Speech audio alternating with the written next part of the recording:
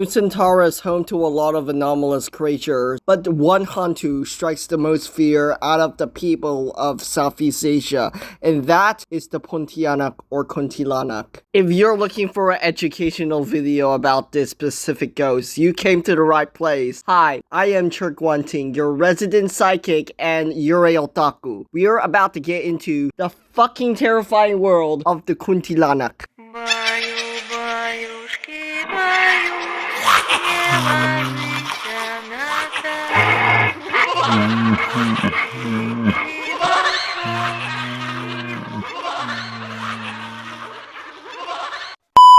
Lisir wangi seliramu tumaking sirno ojo tangikanmu guling awas jok ngetoro aku lagi bang wingo jin setan kang tak utusi dadio sembarang ojo layu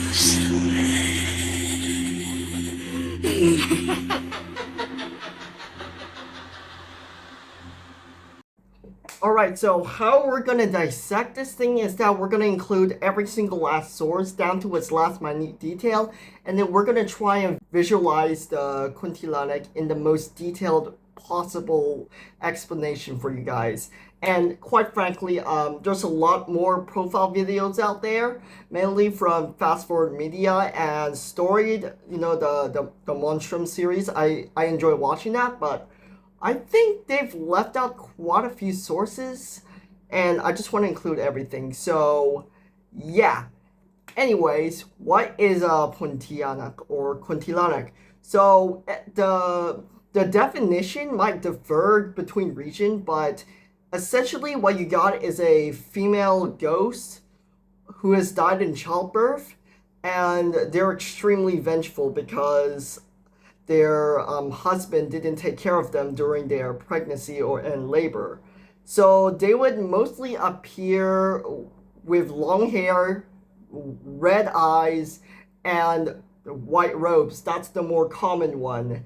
There are several other colors, like the pontianak or kuntilanak merah, the red one, which is a bit more volatile, and then we also got colors like the blue, and then we also got black, and I've heard some accounts of a green variant, but I'm not quite sure because, you know, like like quite frankly, looking for this type of stuff is really like you'll have to dig in deep. But what exactly are the sources? Like, what do the sources say about them?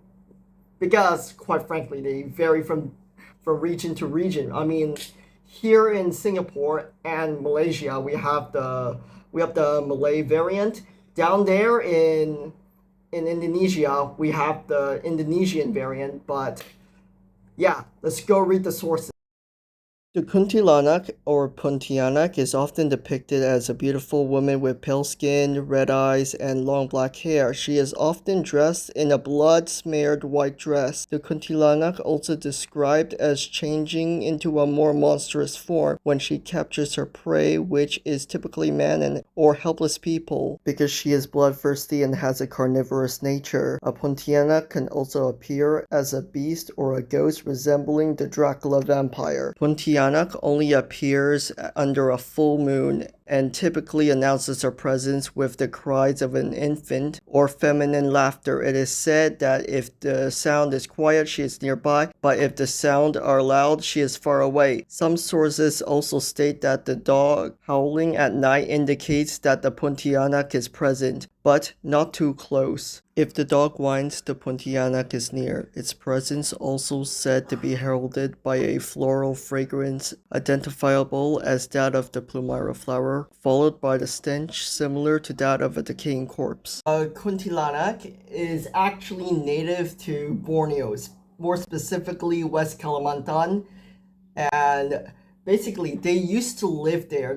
There used to be the orang asil of of West Kalimantan, and then the Sultan kind of drove them out.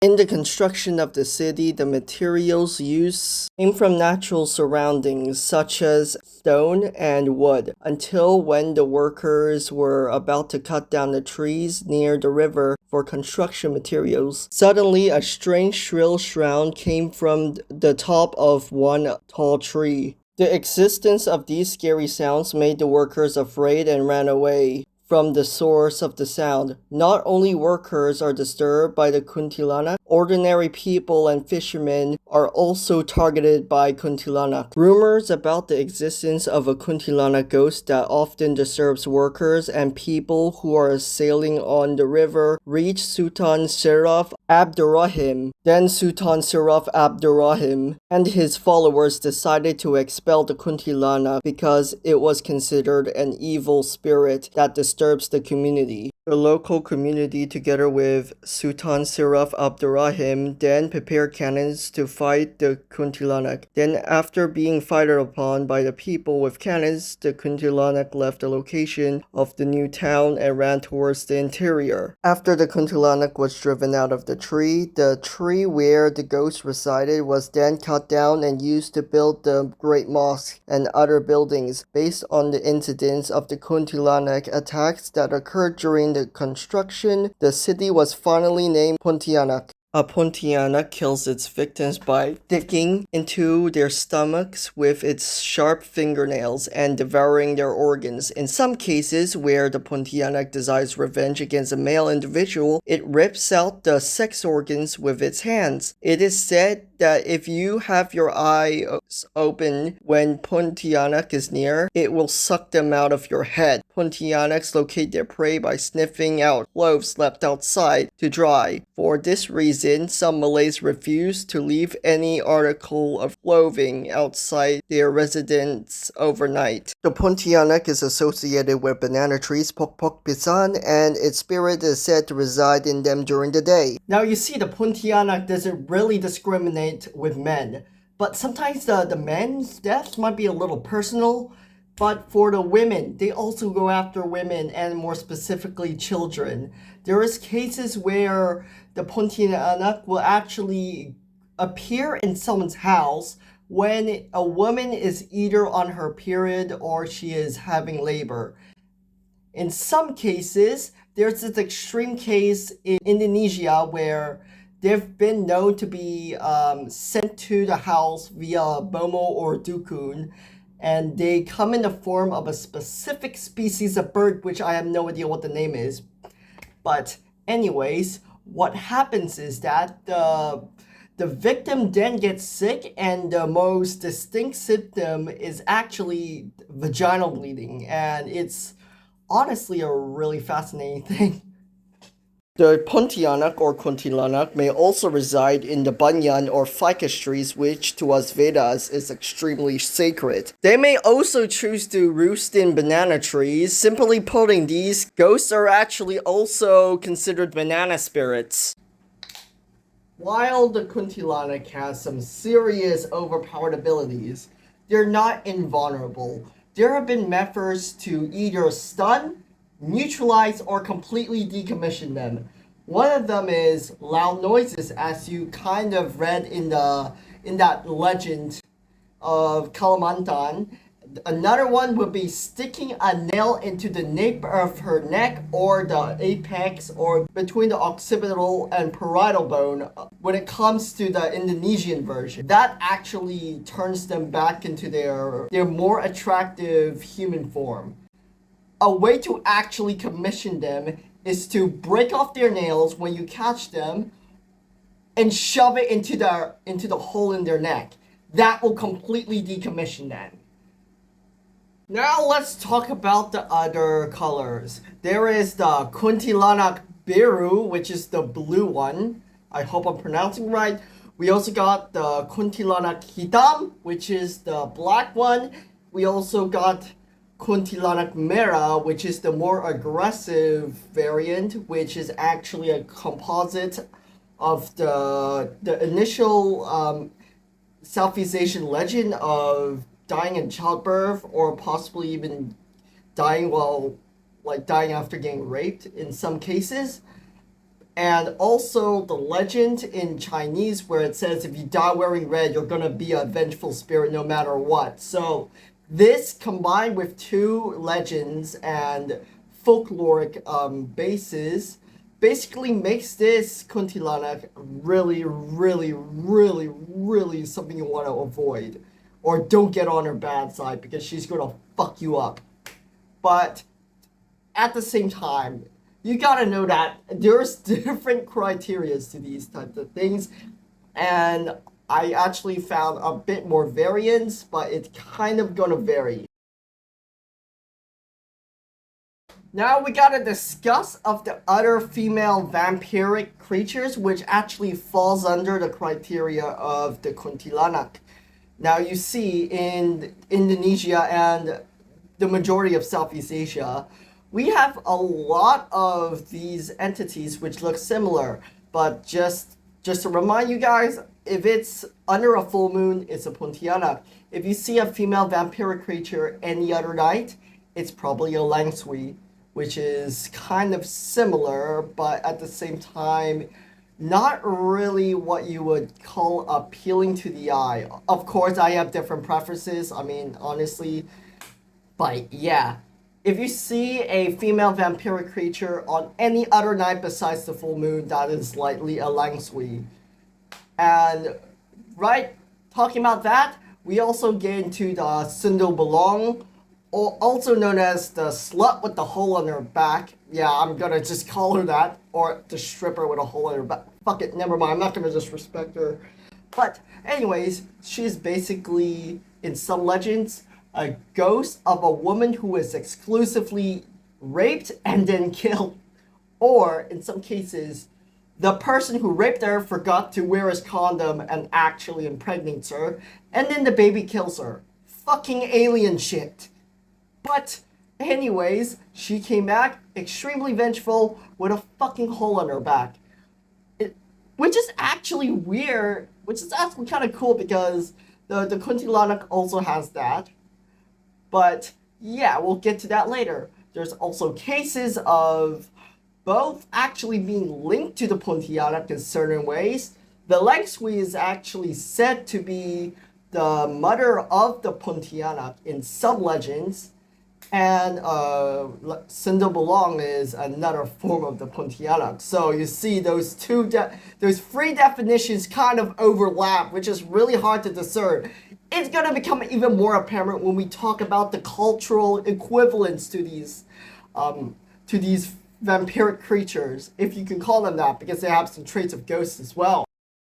This is an absolute fucking nightmare to actually get all the research and all the examples, solely because the pontianak or kuntilanak, it's just so hard to actually discern what she is. She could be a banana tree spirit, but then she could be a woman who died in childbirth. Well, she is a vengeful spirit of a girl, and she also lures her men to death, looking like an absolute fucking slut. So, anyway, we're gonna be fucking here for a long time. The shit I do for this channel, fuck my life. Anyways, let's just get on with it. So we're gonna start with one that's a little closer to Nusentara. We got the Hong, which is a vengeful female spirit of Siamese or Thai culture. And then you go further up, then we go to Yūrei, which is the Chinese version, the one that always wears red. And then we also have the Onryo, which the female versions usually look the same as a pontianak. And alright, you might be thinking, alright, that's easy enough. Here, let me just show you. We also have the banana tree spirits, which, okay, that's, yeah. And then we also have the vampiric stuff. So we go all the way to Ireland to the Dark Dua and the Banshee, because surprisingly, one of the synonyms for the langsui and the pontianak is a banshee. But here's the thing. Here's the thing, that in Slavic mythology, we have a we have something called a mavak, which also lures their men and kills them, disguised as a very beautiful woman, and then has exposed skeletal structure right on her back, similar to the Cinder Belong and the Indonesian kuntilanak. Oh wait, here's more.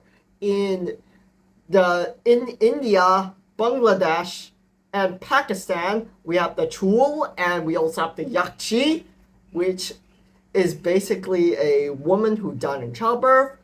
And basically, if you go all the way to the American continent, we would also get another form of this type of spirit. But I'm not gonna pronounce the Nawat name because I know I'll butcher the fuck out of it. Alright? And basically what I'm getting at is that the kuntilanak is a concept for us animists, and we would normally describe her as someone who died in childbirth, but at the same time there's other elements the people of Nusentara inputted so to make their spirit look unique, and it's super fucking confusing to actually try and describe it because there's a lot of conflicting points, and it's just going to be a nightmare to actually try to like jot down and classify it. Oh yeah, here's the thing, we also got the pontianak from Filipino mythology, and it's not really a girl. This time it's more of a baby, but it can be a girl. And what they do, fuck me dead, is that they would actually make the baby cry and appear as a baby. When their prey gets lured in, they'll reveal their monstrous form, and yeah. So I just want to say, I'm pretty sure there are some in Taiwanese Aboriginal culture because that greatly influenced the majority of the Austronesian world, and there's other cultures which also have these, so it's very fucking confusing. But there's a commonality, is that the kuntilanak is actually a very worldwide concept, and the name kuntilanak, the Jari word, is actually very synonymous with the one in Nusentara because we call them different things. And I'm actually pretty sure there's some in Australia as well. Like, fuck me sideways, I'm actually going to be here for quite a while.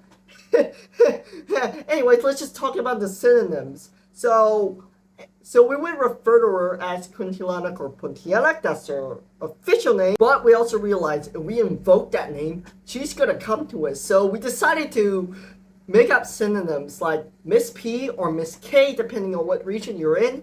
Also, kakak, and basically kakak is the Bahasa word for older sister, and you can probably tell why.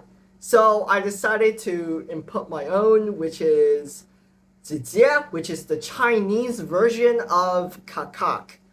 And basically, you can understand why. There's actually a lot more synonyms in different languages, and I'll probably go over there later. We also call her kakpun, and there's another, like, it's really a gamble, and we do this to try not to invoke the pontianak. And yeah, this entire fucking segment is just me explaining how fucking confused I am with it. Because even though I consider myself kind of an expert at ghosts, because I can actually physically see them, it's just so hard to try and classify them. Alright, we're finally onto the accounts. Holy shit, I'm actually able to squeeze this thing into one 30-minute video. Anyway, so the accounts. The first account we're going to look at is the video by Mahaguru, Ghost That Scared the Shit Out of Singapore Soldiers. Basically, just watch the fucking video. Okay, now is our guard duty time. Look at this slacker over here. What is he doing? 4-hour shift. Now it's 12:32 down here. And look at what we are doing. Resting down here, man. What? Full moon. Full moon. Let's take a look. Damn, it's a full moon, man. Making out like that here. That's why it's so romantic down here. Hey, what the fuck is that? Hey, what the fuck is that? Hey, what the fuck is that? Hey, fire, hey! Come closer. Garum. Hey, what's that sound, man? Hey, Garum, man. Better report it. Where the fuck is the guy, man? Where the fuck? Garum to, someone to Garum. Hey, he's still again. That is. Hey. What the fuck? Is that? Fucking shit is that? So you can see a female-looking figure wearing completely white is literally standing there. Okay, she's not really standing there. She's literally floating. I wonder if the platoon sergeant actually saw the video or what happened to those people who filmed the video. Can any of you try to find the people who actually filmed the video? Because I would love to get in touch with them. This next account is from M4M Official, and it's basically entity Pontianak spotted at Sembawang Park, Singapore. So if you guys don't know, Sembawang is an extremely notorious site for the pontianak.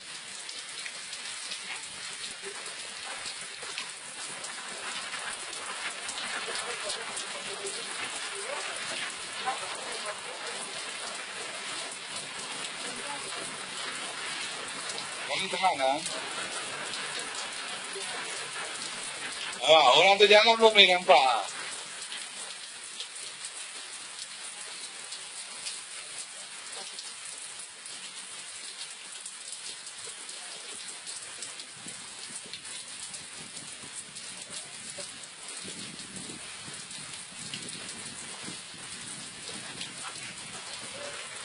Ingat tak seluim?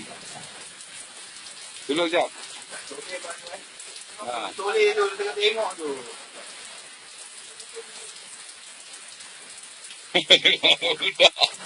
Dim. Kasih lu sikit. Dim, dulu sikit. Ayalah. Sikit je dulu. Lepas tu aku nak buat cerita kat sana. Lu dah lari lah.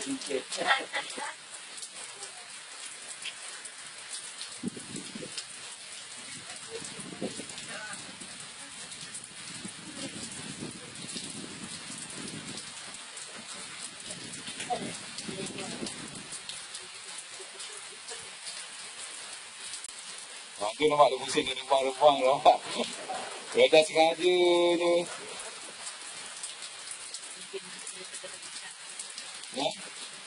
You can clearly see a white robe on a tree, and the cameraman actually shines the torchlight at it to get a better view. And what kind of ghost sits on a tree like that in Nusentara? Take a wild guess. Honestly, kuntilanaks are the most arboreal hantu we have in Nusentara. Alright, so we got the video evidence out of the way. Let's move on to the photographs and the actual backstories. So this first account is actually really interesting, and I'm gonna read it to you guys. So I redacted the person who actually took the photos to protect her identity, but her story is fucking amazing. Alright, let's just read it now. The encounter I had just now triggered me to find more about this pastorist park. I was out for my usual night run. I wanted to try a different route tonight. Thus, I decided to run all the way to the end of the pastorist park all alone. It was pitch dark in the left and right side of the forest area. I just ran without having much thoughts. Upon running back, I could hear a faint voice calling me from the back. I removed my earpiece to hear it was really a voice. Okay, confirm. I just run without turning back while reciting my prayer. Coincidentally, I have my ablution when I was running. That will be the first and last time. Edited the brightness of photo capture to see if it really is what it is. Well, ma'am, I think it's safe to say that you are right with your assumption, and you are very lucky you're still alive. That has got to be the clearest image of a pontianak I've ever seen. Holy fuck. This screenshot was pulled from a CCTV footage in Malaysia during the 16th of December 2022. And it clearly shows a woman wearing a white dress right riding on a motorbike with someone. And if you're thinking this is a living person, who in the right fucking mind would ride with someone at 2 fucking a.m. in the fucking morning? Hey, pakultua Peggy! Hiya, boto, legilas hantu. Yeah, that's obviously a kuntilanak. I mean, honestly, I would love to go to this part of Java. Yeah, I'm probably gonna visit Kampong Uton just so I can see that bridge. Anyway, since this is a screenshot, I'm just gonna try and find the actual video. This is gonna take a while. Well, I've tried to find the original video. Turns out the Instagram account linked to that video pretty much disappeared. So I guess, yeah, and I'm very desperate if I'm doing this, but I have to make do with an edited video. This video is by Viva COID. I think that's how you say its YouTube name.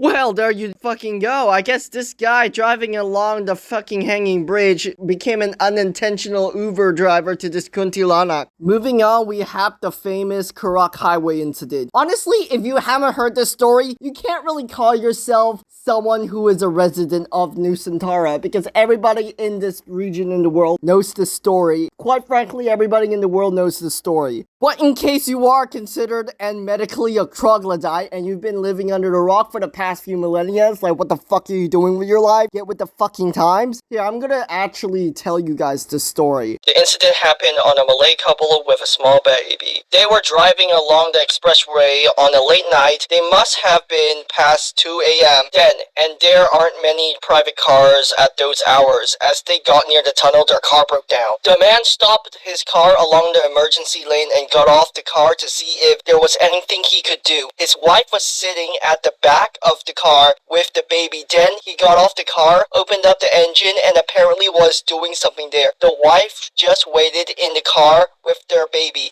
since she is the type of people who has the slightest idea about cars. As the engine cover was turned up, the lady could not see what her husband was doing in front. Then there was no noise at all. She started to get worried, perhaps more worried about not being able to get out of there. Then if there would be anything wrong with her husband. Then the baby started crying. She carried her up and tried to calm her down. However, the baby kept crying and crying. Afterwards, she noticed 2 police cars drove by. They slowed down as they passed her. As she thought they would stop, the police cars suddenly sped off and then heard a screeching brake of the police cars ahead. Apparently, the police stopped their cars under the lights of the tunnel about 100 meters ahead. She then started hearing the policemen shouting at her. They shouted at her and asked her to get out of the car and run towards them. She got panic upon hearing that. Then worry about her babies and her own safety. She grabbed her baby and got out of the car and started running as fast as she could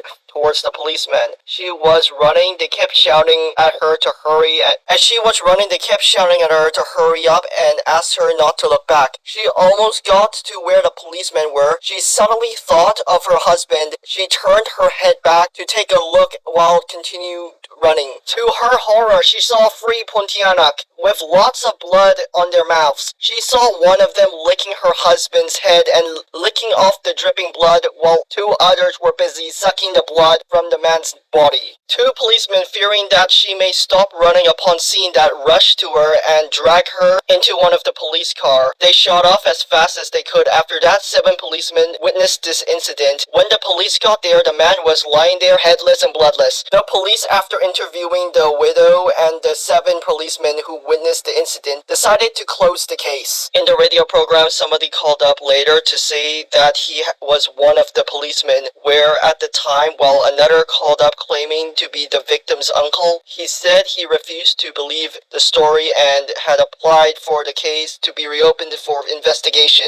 He believed it was a murder case. Another caller said his sister, the widow, was distressed after the incident, and he appealed to all listeners to believe that the story was true and be more careful on the highway. Anyways, let's just talk about movies. So, movies. Alright, so the pontianak or kuntilanak was mentioned in several movies, which I won't be able to name them all, but I can tell you for first that all these movies are probably just woke and hippie, but there was this one account where they said that 2 pontianaks came on set as spiritual advisors for the Revenge of the Pontianak movie. I guess with all these movies, it really shows that ghosts have this thing where they really want to be represented in a positive light, which is good. Like we can rule out all these stereotypes and actually make a compelling character with both a ruthless killing machine and someone that you should sympathize with. But honestly, what the wokes do just isn't it. But anyways, it just goes to show how the supernatural really behaves. And yes, they are going to be nice to you if you actually make a movie that's positive or portrays them in a positive light. The kuntilanak has been featured in Halloween Horror Nights, and she is actually exclusively shown Halloween Horror Nights Singapore. One of the cool things is that because in the Jurassic Park area, there is an actual pontianak that resides there. So I guess this makes homage, all the haunts makes homage there. I'll be making a more in-depth discussion video about scare acting because I think they're just a very underrated profession. The pontianak remains a staple of Indonesian and Malay supernaturals, and it's actually a purview for supernatural YouTubers, especially located here around this region, to talk about her. Anyways, in conclusion, the pontianak is not a being that you should revel as a role model, but as a being that you should refer to with the utmost respect.